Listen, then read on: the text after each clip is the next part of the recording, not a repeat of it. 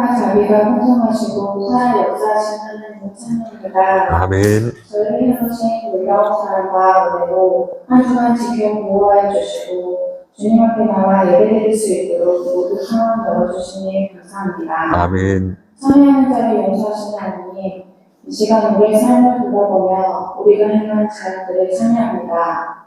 하나님의 은혜를 구하며 순간순간 죄를 자백하고 성령 충만을 받아 즐거움과 기쁨을 회복하게 하시며 주의 크신 선하심을 맛보아 알게 하옵소서. 아멘. 모든 기도에 응답하여 주시는 주님, 질병으로부터 약해졌던 성도의 마음과 그 가정을 이제보다 더 건강하게 세워주시길 바랍니다. 아멘. 모든 성도님들의 영역 한자리 질병에 노출되지 않게 보호하여 주시고 자라는 생명들의 몸과 마음이 하나님을 향해 자라게 하시며 어디서나 존중받고 다른 사람이 나눌 수 있는 아이들 되게 하여 주옵소서. 아멘. 우리 교회를 보살펴 주시는 하나님, 주를 알지 못하는 이들에게 전파의 사랑을 분장하고 성도들끼리 서로 의지하며 우리 교회 공동체를 보게 하여 주옵소서. 아멘. 우리 교회가 믿음 안에서 성실한 예배자가 되게 하시며 복음의 씨앗을 뿌리는 주의 일꾼이 되게 하여 주옵소서. 아멘. 서로 연합하고 하나 되어 주의 영광을 이웃에게 나타내는 도구가 되도록 우리 교회를 이끌어 주옵소서. 아멘. 말씀 전하실 부사님의 약속을 강하게 하시고 성령으로 붙드셔서 하늘의 영상을 능력으로 더하여 주옵소서. 아멘. 저희들의 마음의 영광기를 여시어 하나님의 마음과 뜻을 정확히 깨닫게 하시고 깨달은 말씀에 순종하여 열매롭게 하옵소서. 아멘. 그렇게 행하실 주님을 기대하며 예수 그리스도의 이름으로 기도합니다. 아멘. 금주 주시는 하나님 말씀은 요한복음 20장 24절에서 29절입니다. 제가 봉독해 올리겠습니다. 12 제자 중에 하나로서 디두모라 불리는 도마는 예수께서 오셨을 때에 함께 있지 아니한지라. 다른 제자들이 그에게 이르되 우리가 주를 보았노라 하니 도마가 이르되 내가 그의 손에 못자국을 보며 내 손가락을 그 못자국에 넣으며 내 손을 그 옆구리에 넣어보지 않고는 믿지 아니하겠노라 하니라. 여드레를 지나서 제자들이 다시 집 안에 있을 때에 도마도 함께 있고 문들이 닫혔는데 예수께서 오사 가운데 서서 이르시되 너희에게 평강이 있을지어다 하시고 도마에게 이르시되 내 손가락을 이리 내밀어 내 손을 보고 내 손을 내밀어 내 옆구리에 넣어보라. 그리하여 믿음 없는 자가 되지 말고 믿는 자가 되라. 도마가 대답하여 이르되 나의 주님이시요 나의 하나님이시니이다. 예수께서 이르시되 너는 나를 본고로 믿느냐? 보지 못하고 믿는 자들은 복되도다 하시니라. 아멘. 지난 주일 부활절을 보내고 오늘 부활 후 두 번째 주일을 맞았습니다. 예수님이 40일 함께 계시다가 승천하시고 성령을 보내주시는 성령 감림절기 때까지 기독교회는 부활절 절기로 지키고 있습니다. 오늘 저와 여러분에게 부활하신 주님의 임재가 충만한 그런 삶 되시기를 주님의 이름으로 축복합니다. 오늘은 도마에 관한 말씀입니다. 도마는 결코 무시할 수 없는 비중 있는 사람으로 보여집니다. 왜냐하면 도마가 성경에 3번이나 등장합니다. 이렇게 여러 번 등장하는 경우가 잘 없습니다. 처음 등장한 것이 요한복음 11장인데 이때 예수님이 나사로를 살리러 가자 이야기하는데 뜬금없이 우리가 주님과 함께 죽으러 가자 하면서 예수님을 향한 뜨거운 마음을 보여주는 장면이 나오고 그리고 요한복음 14장에서는 예수님이 이제 떠나간다 하니까 예수님이 가실 곳이 어딘지 우리는 알지 못합니다 하면서 자신의 무지를 솔직하게 드러내기도 했고, 또 오늘 함께 읽은 요한복음 20장에서는 도마를 가리켜 디두모다 그렇게 말합니다. 쌍둥이라는 뜻인데 도마를 디두모라고 하는 이름의 별명을 불렀던 것으로 보여집니다. 초대교회에서는 이 도마를 예수님의 형제다 그렇게 보기도 했고, 그리고 이 도마를, 이 디두모를 예수님 제자 그룹에 넣어서 중요한 사람으로 보기도 했다는 겁니다.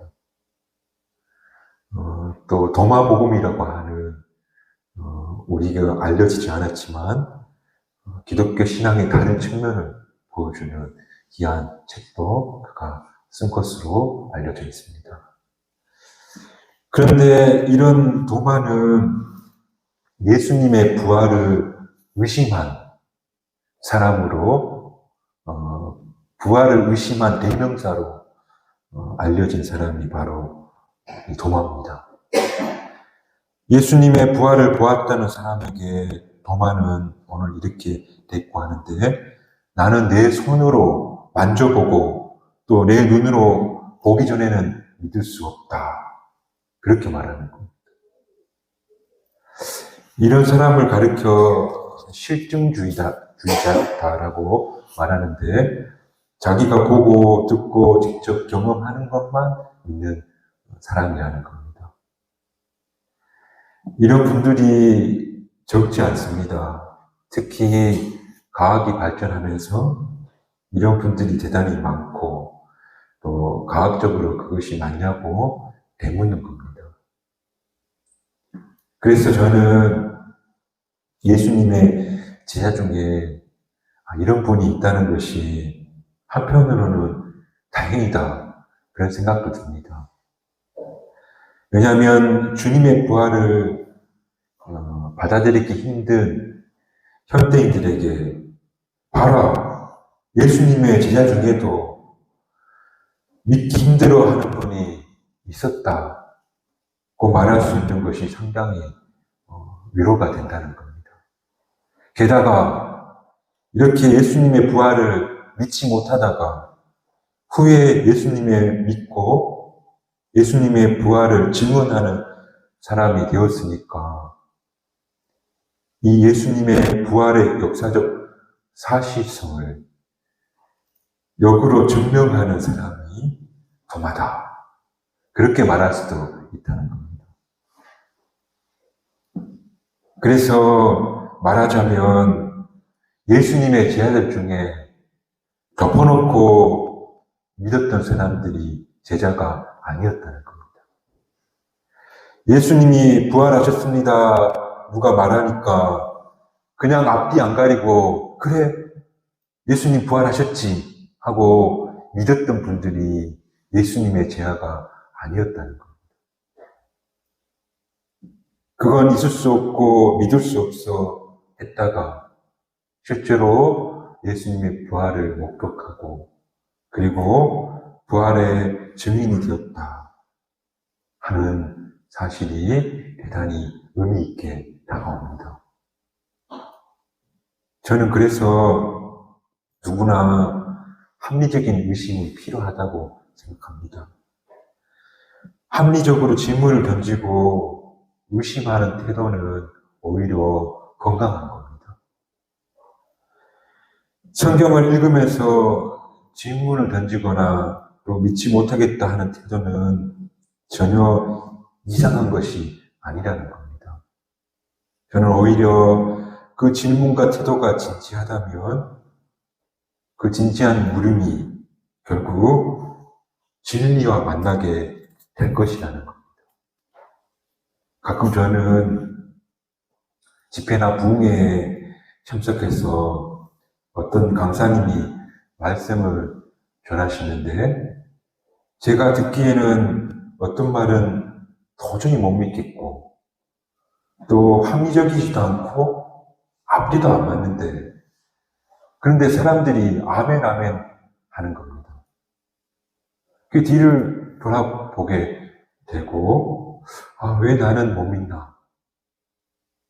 왜 저 사람들은 합리적이지도 상식적이지도 않는데, 아멘, 아멘 하는 걸까? 내가 문제가 있는 걸까? 그런데 앞뒤 안 가리고 아멘, 아멘 하는 건 절대 좋은 태도는 아니라는 겁니다. 저게 성경적인 건가? 저게 정말 맞는 말인가? 마음속으로 질문을 던지는 사람에게 그때 올바른 정답이 나오게 된다는 겁니다. 그런 의미에서 저는 도마는 참 괜찮은 제자다. 저는 그렇게 평가하고 싶다는 겁니다. 오늘 우리가 사는 사회는 지금 죽음에 대해서 또 삶에 대해서 더 나아가서 부활에 대한 것까지 진지하게 묻는 것을 봉쇄당하고 있습니다. 우리 내면의 깊은 질문에 대해서 외면하고 무관심하고 살고 있다는 겁니다. 쉴 새 없이 보잘것없는 화제거리, 또 오락거리, 말장난이 나무에서 진지한 질문을 하지 못하게 하는, 그래서 세상에 아무 가치 없는 오락거리가 넘쳐나는 시대를 살고 있습니다. 조금이라도 인간 삶의 목적이 무엇일까를 묻는다면 분명히 찾을 건데, 그 시간에 다 스마트폰 잡고 게임만 하고 있습니다. 또 조금이라도 마음속에 우울한 질문이 던져질까봐 집에 들어오면 다 TV를 켜놓고 있습니다. 무슨 좋은 질문이라도 하려고 하면 하잘것없는 오락에 우리 마음이 다 도둑맞았다는 겁니다. 사람의 삶의 목적이 무엇이고 사람이 어떻게 사는 건지, 또 내가 지금 제대로 살고 있는 건지 우리가 진지하게 질문한다면 분명히 성령 하나님께서 답을 주실 겁니다. 그러나 묻지 않으면 답을 찾는 순간을 만날 수 없다는 겁니다. 오늘 예수님이 부활하셨습니다 하는 걸 믿어야 하는가, 믿지 말아야 하는가 하는 순간이 오거든 도마처럼 진지하게 물으시기 바랍니다.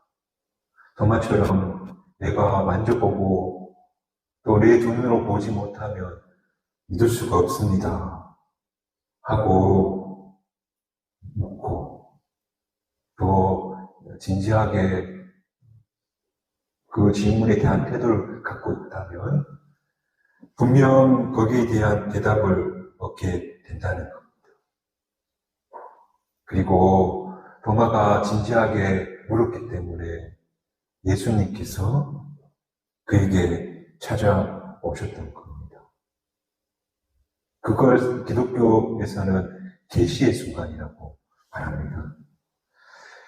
그래서 예수님이 직접 도마에게 찾아왔기에 도마는 직접 자기 손으로 만지고 자기 눈으로 보게 되어, 그래서 예수님 부활을 믿게 되고, 그리고 마지막에 자기 가슴에서 터져나오는 고백을 하게 되는데, 당신이 나의 주님이시요 나의 하나님이십니다 하고 위대한 고백을 하게 되었다는 겁니다.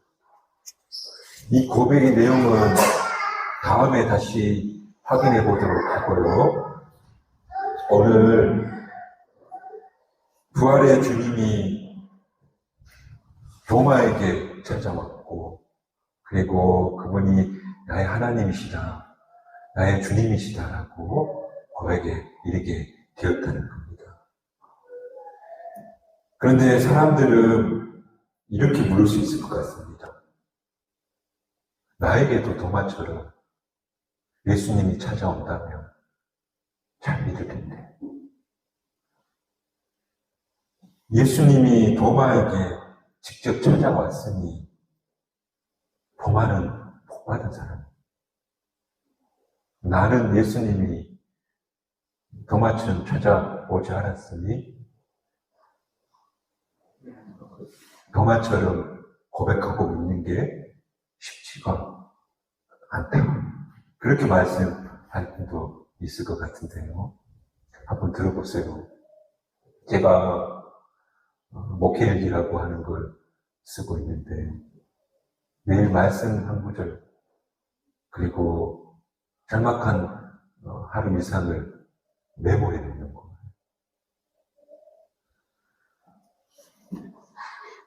그때마다 답을 달라고 주님 어디 계시냐고 확 쓰는 거예요. 그런데 작년의 고민들, 염려들이 더 이상 고민이 아닌 거예요. 깜짝 놀랐어요. 하나님이 하나둘 다 응답해 주시는 거예요. 근데 여러분, 제가 그걸 일기장에 적어두지 않았다면 알았을까요? 까맣게 다 잊어버리고 올해 또 같은 문제로 주님 나를 왜 도와주지 않습니까? 하고 탄식하고 있었을 거라는 거예요. 제 말 이해하시겠어요? 내가 그때 무슨 고민을 했는지 적어뒀기 때문에 알았고 또 적어뒀기 때문에 주님께서 내게 어떤 기적을 베풀었고 또 어떤 일을 행하셨는지 알아차리게 됐다는 거예요. 저는 제가 살고 있는 지금 2023년 오늘이 작년의 응답이었다는 것을 적어두지 않았으면 다 모르고 그냥 지나쳐 버린다는 거예요. 여러분, 부활의 주님이 여러분에게 안 나타나셨어요. 정말 그럴까요? 내 삶에, 우리의 삶에 베푸신 기적이 없었을까요? 여러분, 삶에 고비고비 넘어갈 때마다 어떤 손길을 경험해보지 못했어요. 갈팡질팡할 때마다 그 순간마다 주께서 여러분들을 인도하지 않으셨어요. 돌아서 보니 이 온 세계는 당신이 베푸신 손길 또 당신의 옷자락 내 인생 하나님 기적으로 채워줬음에도 불구하고 가득히 잊고 살고 있는 게 저와 여러분 아닌가요?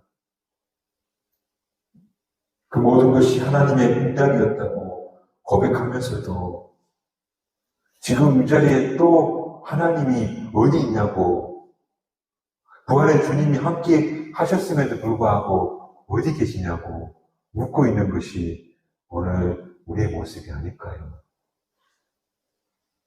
아이들이 어릴 때 이런 일이 종종 있는데 여기 와서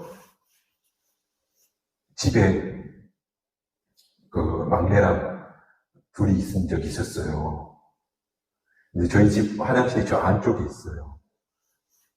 그래, 주성아 아빠 화장실 간다 해놓고 화장실에 가가지고 볼일 보고 있는데 갑자기 막둥이가 아빠 하는 거예요.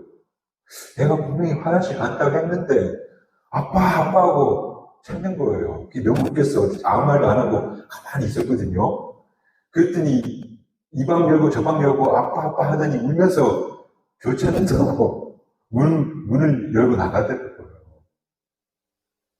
근데 그런 모습을 생각하면서 내가 그렇다.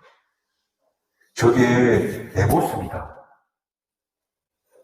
내가 하나님의 임재를 경험했으면서도 불구하고 아빠 하고 찾는 하나님 어디 있냐고 찾고 있는 저게 지금 내 모습이다. 임마누엘 하신 하나님께서 우리가 영원히 늘 세상 끝날까지 함께 계신다고, 부활의 주님이 함께 계신다고, 또 그분의 기적을 늘 경험하고 살면서도 아빠 하면서 찾고 있는 것이 바로 내 모습이다. 여러분, 도마만 은총을 받은 사람이라고 생각하지 마시기 바랍니다. 물론 예수 그리스도의 손과 그리고 옆구리를 만져본 건 은총이지만 우리도 얼마든지 하나님이 지금 여기 살아계시고 부활하신 것을 우리 삶 가운데 날마다 경험하고 살고 있다는 것, 함께 계시다는 것, 그걸 잊지 않고 살아가는 저와 여러분 되시기를 주님의 이름으로 축복합니다. 그런데 내 환경과 삶이 형통한 길을 걸어갈 때에는 하나님 임재하신 것 같고 하나님께 날마다 감사합니다 하면서 조금 어려워지면 하나님 어디 있냐고 하는 것이 우리 대개의 모습이라는 겁니다. 이건 마치 사형리에 나오는 것처럼 믿음이 우리 삶을 이끌어가야 되는데 삶이 믿음을 이끌어가는, 말하자면 말이 마차를 끌어야 되는데 맞죠? 믿음이라는 말이 마차를 끌어야 되는데 그 반대로 되고 있으니까 나중에는 믿음이 끌려가다가 믿음이 사라지게 되는 그런 모습을 많이 보게 되더라는 겁니다. 그러므로 하나님, 내가 부활의 주님을, 우리와 함께 계신 주님을 믿습니다 하는 고백 가운데 살면 은혜의 세계가 열리지만, 그러나 삶에 따라 믿음이 왔다 갔다 하게 되면 계속해서 범민과 회의 속에 머물러 있다가 결국에는 그 작은 믿음조차 사그러지게 되더라 하는 사실을 우리가 꼭 기억했으면 좋겠습니다. 믿음의 결단이 우리 삶을 이끌어가는 그런 저와 여러분이 되었으면 좋겠습니다. 한 교우분이 신통한 말씀을 얼마 전에 해주셨는데, 지금껏 헌금은 형편되는 사람이 하는 것으로 알았다고 합니다. 그런데 형편되면 한다고 생각하니까 헌금할 사람이 아무도 없다는 겁니다. 또 시간 되는 사람이 예배 드리러 오는 것을 알았는데, 시간 되어서 예배 드리러 온다면 예배 드릴 사람도 올 사람도 얼마 없다는 걸 알았다고 합니다.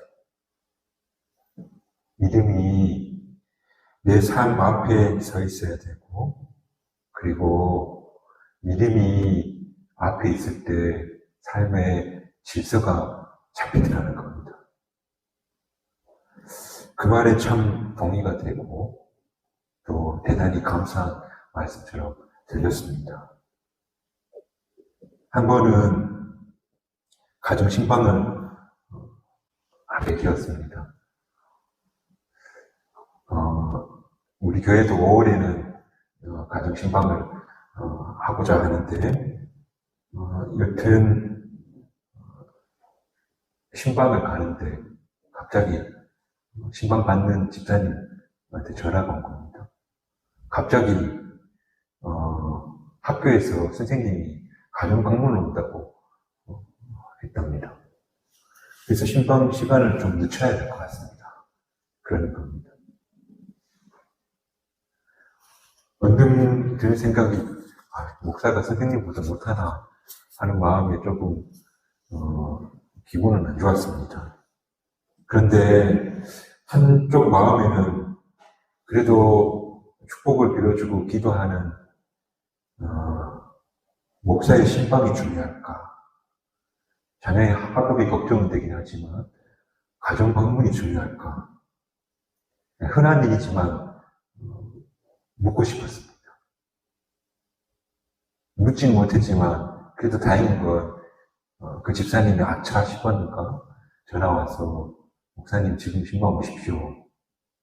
그리고 신방 중에 선생님이 왔는데 참 돌려보내시고 다음 시간에 했으면 좋겠다 하는 것을 보았습니다. 여러분, 저는 저와 여러분의 삶에서 믿음이 앞에 섰으면 좋겠습니다. 믿음이 우리 삶을 하나둘 이끌어 갔으면 좋겠습니다. 믿음이 우리 삶의 기준이 되었으면 좋겠다는 겁니다.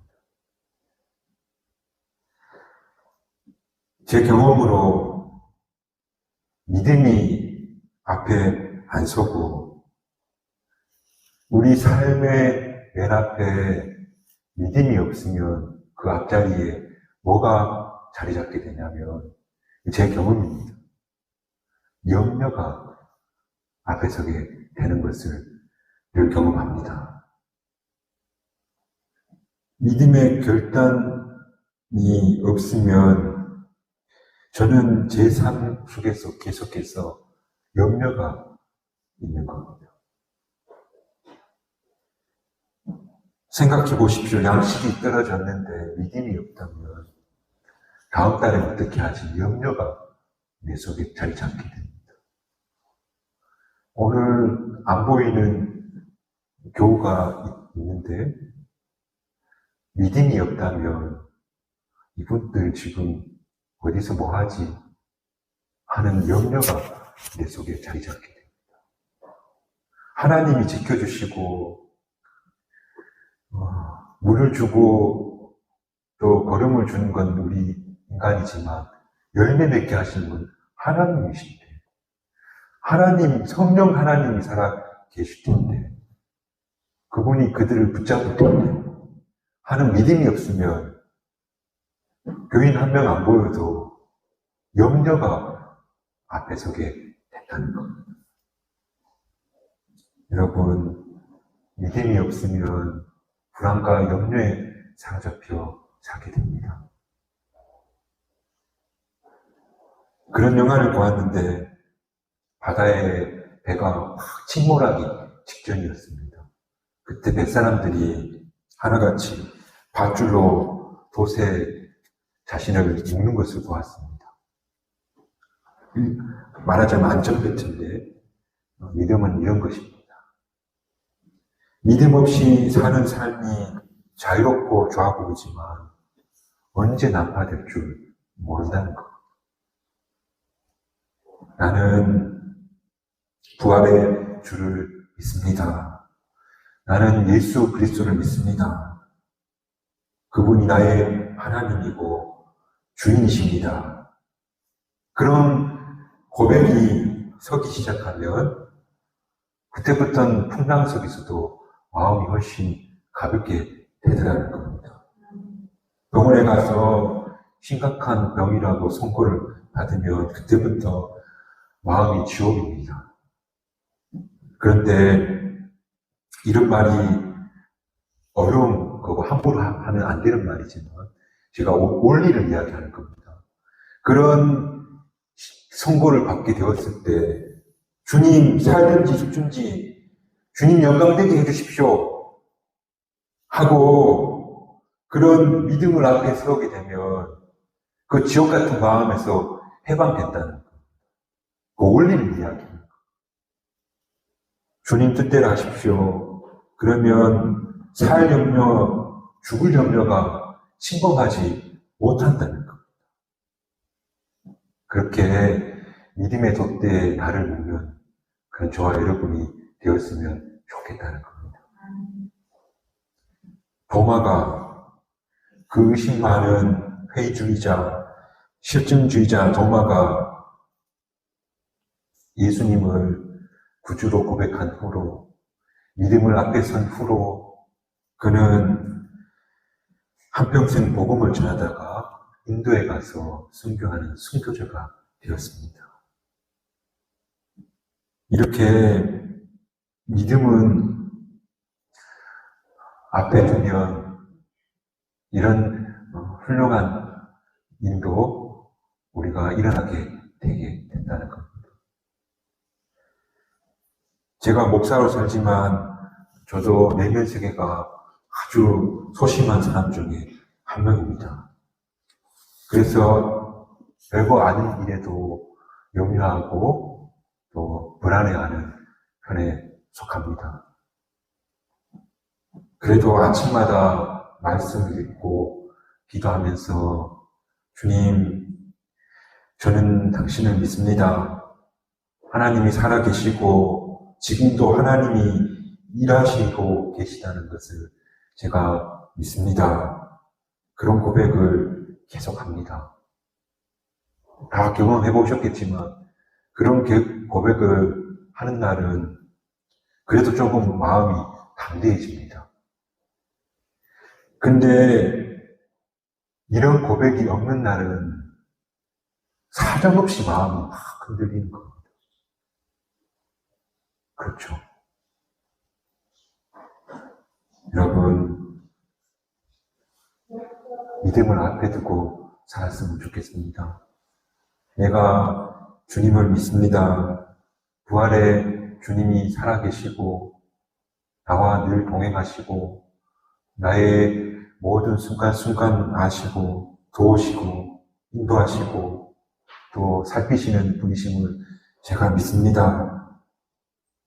그런 믿음이 있으면 우리 삶이 올바른 질서 가운데 궤도에 이르게 되고 그리고 그 믿음이 우리를 영광을 보게 하는 주의 크신 영광을 보게 하는 그런 은총을 주신다는 사실을 믿으며 믿음에 앞에 두고 살아가는 저와 여러분의 인생이 되시기를 주님의 이름으로 축복합니다.